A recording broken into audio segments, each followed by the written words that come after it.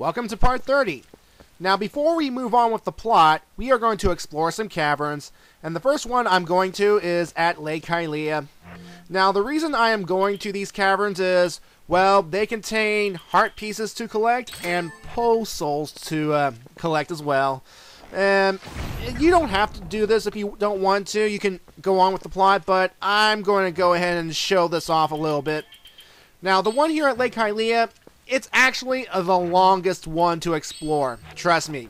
You want to come here with a full complement of weaponry and all that stuff, and make sure that you not only have your lantern full, but have a bottle with lantern oil in case you run out. Now the thing about this cavern here is it has yellow chews, which means that when you kill them, you can scoop up the remains to refill your lantern or your bottle. Now if you're going to take an empty bottle here, make sure you empty the one that has a red potion. Don't lose the fairies because fairies are a little bit rare, at least at this point in the game. Anyway, the point of this cavern is there are multiple pathways. Well, there is a big, long, winding pathway to take, and there are multiple boulders to blow up. And some of them include have enemies, others include treasure chests that have rupees, or some supplies to collect. And there are a bunch of enemies in this place to get, and, well, yeah. Now, in this cavern, there are also 3 Poes to hunt down, and at the very end of this cavern, there is a heart piece, and that's what I'm going to go for. Now, about halfway or so through this place, there is an option for you to leave the cavern. Don't take it. It'll just don't take it. And the way out will be in the form of a blinding white light from the ceiling, just like in past Zelda games. So, yeah. Now, for the sake of time and for the sake of everyone's sanity, I will speed this up, but before I do so, I want to tell you one thing. Now, you can navigate through most of the tunnels without the lantern to conserve lantern oil, but there are some points in this cavern that contain some bottomless pits. And it's just so convenient that there are enemies that can knock you into those pits, just like keys or tektites or fire slugs and whatnot, but like I said, I'm going to go fast forward through this so that we can get to the end quicker, because I do not want this video to run too long, and I don't want you people to, well, get bored. So, with that, here we go.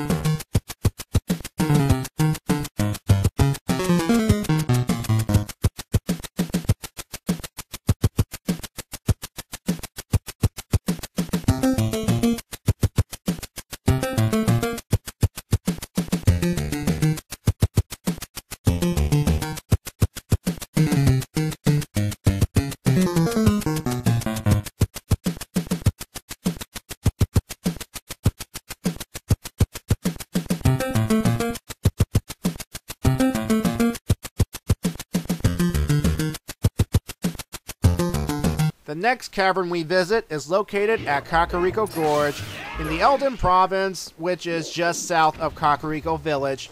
It's near the wooden bridge that we had to warp here, our first visit here. Now, like the last cavern, we have to blow it open with a bomb, and we have to use our lantern to navigate around.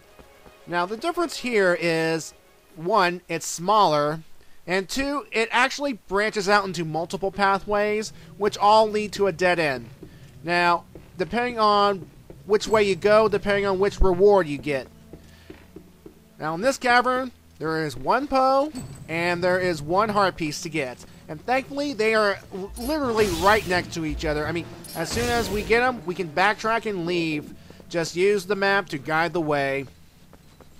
Now, the enemies here are not that bad, but still, you might want to keep your lantern on for this portion, just so that you can see what you're killing. And the thing is, when I explore this place and kill the Poe, this will say it will be my 20th Poe. So, yeah, I got my 20th Poe in this location alone. Now, of course, there are places to essentially light lanterns so that you can see better, but, what do I know? Of course, this also has those Deku Babas that essentially drop from the ceiling, like that one right there. Gee. A little spooky. Yeah, I'm not speeding up this footage because, again, it's shorter and I will be done in no time. No problem. Stupid bats.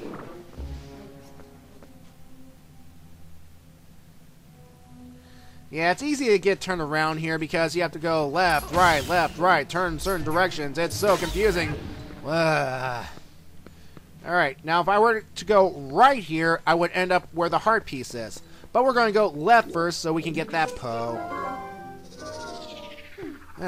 Although, technically, you can also use Wolf-Link senses to essentially navigate your way through here. But, again, the cobwebs will prevent you from going further, so you need a human link to burn them down. And as you just saw here, 20th Poe. So now we can go claim our reward. A bottle filled with, well, I'll explain later on. So anyway, let's go backtrack a little, go the other pathway, and get that heart piece, which will be guarded by a giant Skulltula. Anybody having arachnophobia here? Well, I don't. I mean, the only spiders I'm afraid of are the ones that can poison me, but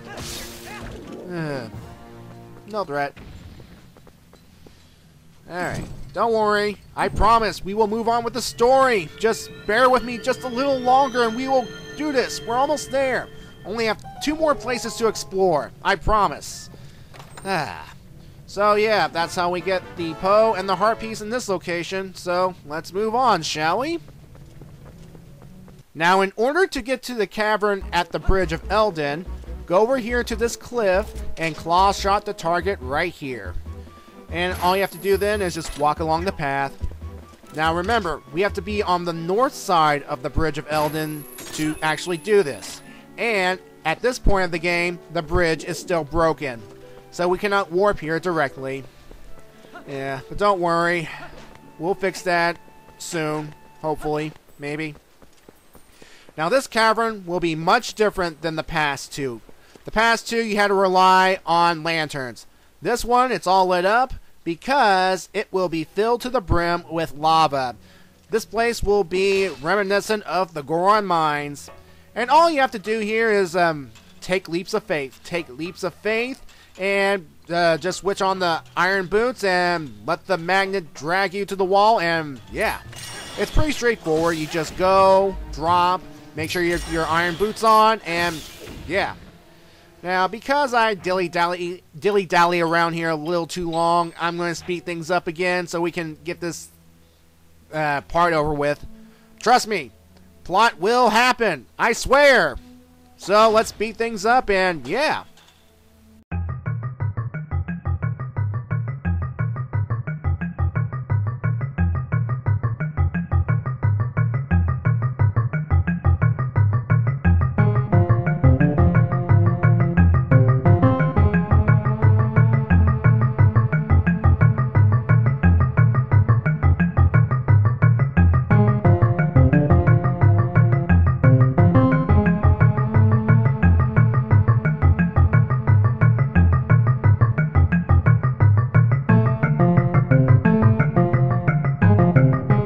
Alright, this will be my last stop to get pole souls, and then we are moving on.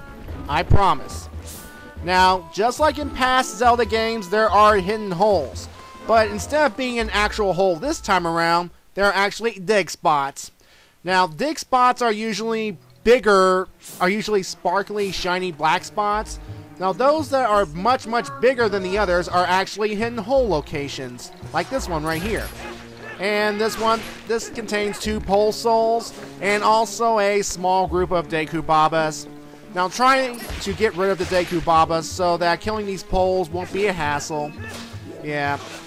And again, there are hidden holes throughout Hyrule like before, but you have to make sure that you are Wolf Link and have the sense ability on, so that we can dig and collect some goodies such as pole souls, heart pieces, rupees, and whatnot. So, yeah. Alright, now we can move on with the game. First things first, though, is I'm going to collect my reward for killing 20 pole souls. And what we have to do is find Giovani's house. I'll just go down this pathway right here. And, of course, the people are a bit scared of Wolf Link, but the animals will say, "Oh, hi, how's it going? Hi, how are you?" And they'll follow you around like, "Oh, cool." See, the kitties like Wolf Link. They love Wolf Link. Now, to get to Giovani's house, just dig underneath here. Now, the reason we could not get here before, well, it was raining at the time, and this area right here was flooded. So, yeah. Now, here's good old Giovani, and as soon as we talk to him, he can move again! Yay! Good for him. Alright, so he's going to give us a bottle filled with Great Fairy Tears. Okay. Yeah, these Great Fairy Tears are essentially a very good item to have on you at all times. Like the description says, you drink it, it will restore all your health, and it will give you a boost of strength for a limited amount of time. Now, I know it's colored purple, so does it mean that the purple chews are essentially Great Fairy Tears? No! Purple chews still have random effects. What Giovani told you was the location of where you can get more of these tears, and, well, we'll get to that at some point in the game. But yeah, the purpleness and sparkliness of the Great Fairy Tears, that's good. Now freeing Giovani, making him move again, it also frees his cat from being stuck on top of his head, because, well, remember, the cat's literally was a golden cat on top of the head, and that was weird. That's odd looking. But hey, the cat's free. It's glad to be free. So yeah. Now, one of the downsides of being Wolf Link is if you enter the town as Wolf Link and you scare a bunch of people and you try to transform in a secluded area, Midna will remind you to not transform because the people are scared. We have to actually leave town, transform, and then come back. I mean, it's a minor inconvenience, but what do I know? I mean, what do I know? Alright, what I'm doing again is I'm going to talk to these ladies again, and notice that they'll sometimes even follow you around when you pass the tent. I mean, these girls are really love Link. I mean, Link's essentially a superstar in the Star game. I mean, it's nice to have fans now and then, but need I remind you, these girls are probably, 12, 10, and the 10-ish or something. Anyway, what I'm doing right now is I am going to enter Malamart. And the good thing about this place is it's 24/7. We don't have to enter here. We can enter here anytime we want, and yeah. And the reason I'm coming in here is because I need to get a blue potion. I'm going to buy a blue potion to fill up my remaining empty bottle. Yeah, at this point, everything is back up to sync. I have 10 hearts, and I have 28 post souls. Now, at this point, I can just say, screw you, Giovani. I'm not gathering any more post souls. But I'm a nice guy. I don't know why I do this. when I play Zelda games. I try to get as many things as I can. But yeah, I'm going to try and get all 60 Poe Souls. Thank God there are only 60 and not 100. And getting those shouldn't be too bad. Now, you can get blue potions earlier on in the game. In Cocorico Village at nighttime, there will be a young Goron salesman who will sell a bunch of stuff, including red potion and blue potion. But the blue potion will cost you 100 rupees. So it's a good idea to do the Malamar quest to get blue potions at a much cheaper price, 50 rupees. So, yay. Alright, the time has come. We are going to go to Telma's bar and meet the group. This group of people who are trying to make a difference throughout Hyrule. So, yeah. Now, here's the thing about the game that I kind of like. I was unable to show it to you, but I will explain what I mean. You can actually meet members of the group early on. Yeah, just after you do that whole Cocorico escort mission, you can come straight to Telma's bar.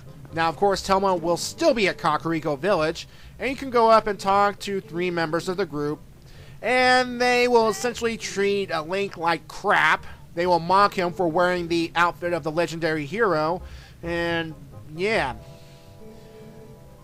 But here's the thing: after that whole Zan sneak attack, when you beat the Lakebed Temple, and you're trying to sneak Midna back to Hyrule Castle for Zelda's help, well, you can overhear their conversation, and instead of them saying, "Oh, there's this guy from outside the village who's doing good deeds," they will consider apologizing to Link the next time they see him. And when you come here for the second time, after they mock you, they will apologize to Link for, well, their bad behavior, and will introduce themselves properly. Anyway, this guy here, he's essentially the nerd of the group. He's essentially smart with books, so he's alright. And this is essentially the tough chick of the group, the feminist, trained in the ways like a man, and you know, that's nice. You gotta have that token tough chick of the group. Now, there was another member of the group, but he's currently MIA. But instead, there's this other guy sitting there with a helmet on. And he looks very mysterious, although there's something familiar about him. So we're going to talk to him once, and talk to him again, and we will see who it is. And you are... Russell? He's a member of the group? Yeah, he has been a member of this group for some time. We don't know how long. So, yeah. Apparently he's gotten well enough to rejoin the group, and, well, he's going to... Well, so I bet he goes off a few times a year, go with the group. Hi, honey, I got some business with Hyrule Castletown. I'll be back in a few days. And he goes doing vigilante-type things. So, Alright. Now, this group here, also known as the Adventurers Guild, or, well... Let's see, what other names they go by? The Adventurers Guild, and... yeah, the Adventurers Guild, or the Resistance. Yeah, Resistance, more like a group of vigilantes, but hey, in a way, Link is a kind of vigilante too. I mean, he works kind of outside the law. He's essentially doing things that are outside the law, and that's kind of cool. But he's fighting for what is right. Alright, as I was saying... For the second half of this game, we are going to have to rely on the group to essentially guide Link to his next dungeon. Yeah. For what it is, we have to visit this bar, one member of the group will be missing, and the map will point out the location of the missing member by a certain dot. And when we find the missing member... we'll go up to him or her, and they'll explain, oh, I've been exploring, blah, blah, blah, blah, blah, and here's how you can get to it, blah, blah, blah, blah, blah. Really. So, yeah, that's essentially the second half of the game. They're essentially guideposts. They're essentially here to lead Link to the next dungeons, in a way. Now, if you guys are trying to make a difference in Hyrule, I mean, shouldn't you actually be joining Link or helping Link? I mean, I know you're helping by giving Link information about a certain region they are studying, but still, you could do more. Come on. Ugh. Anyway, the member of the group that we need to talk to is actually right here on this tower. And yeah, finding the ladder is kind of hard, especially at night when it kind of blends in with the tower, but yeah. And here we will meet the missing member of the group. His name will be Aru. Yeah, I think Aru. Is that how it's pronounced? I'm guessing. And he will explain all about the desert region he's currently looking at. And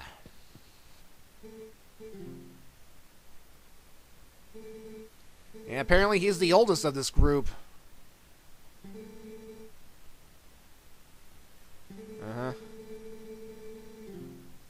Well, it just so happens that the desert is our next destination. Alright. See, again, the thing about this group here is they could have helped Link a bit more. They could have traveled with Link to essentially the dungeon area. They could have had like they had in Wind Waker. Link would have a companion to switch between every now and then. That was actually kind of cool. And these guys would probably have special skills, special combat skills. But instead, it's just like, oh, here's what you need to do to get to this area. Here's information about this area. You go, and Link, once again, pretty much has to save the day by himself.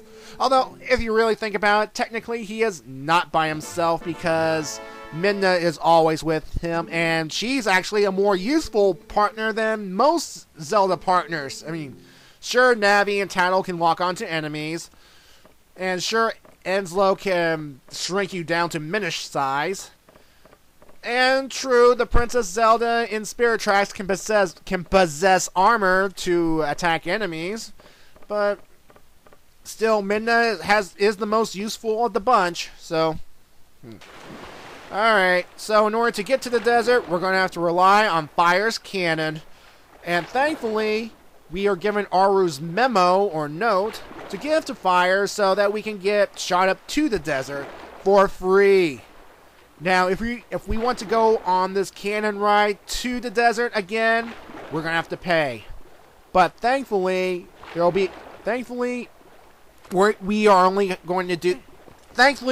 going to do this only once. There, I said it. I can't talk. My voice is killing me. Don't worry, this part's almost over. So, exactly what did Aru did for this guy? What did... I don't want to know. I don't want to know. Use your imagination. It could have been a heroic thing. It could have been something else. Like he loaned him some shoes or something that he needed for his performance. But, so, getting shot to the desert, it's the only way to go. For now. Trust me on this. And I'm surprised Link doesn't get any damage from these, well, shots into the desert. But hey, once we go to the desert, we will have a cutscene which will explain a little bit more about Midna and her people. Stuff that I kind of already figured out, so enjoy.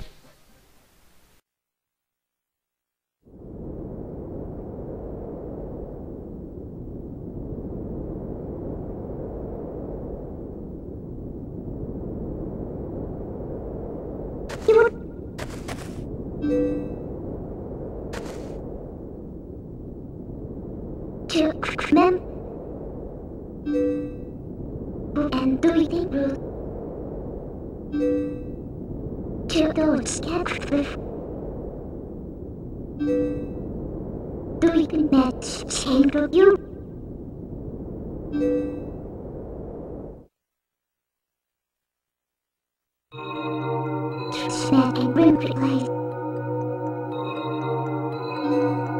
Watch segment. Pure anger to story rim. Story say to spirit.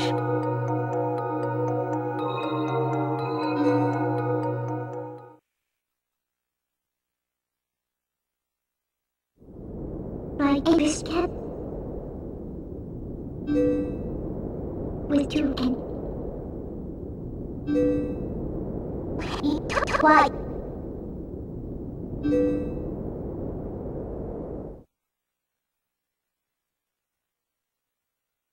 At true ball metrics 3.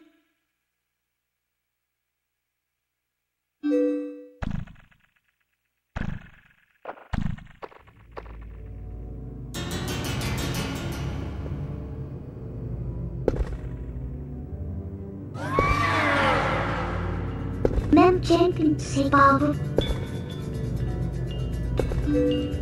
Rule the 3 dead championships.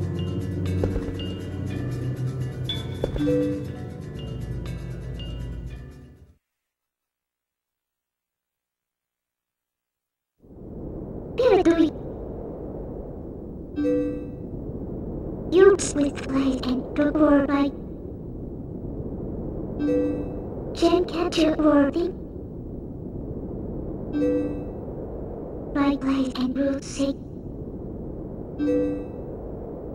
You bis.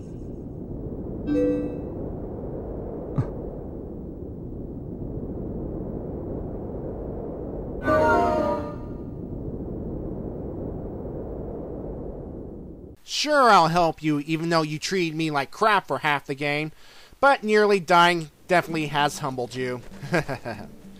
Anyway, folks, we'll explore the desert in part 31. See ya then.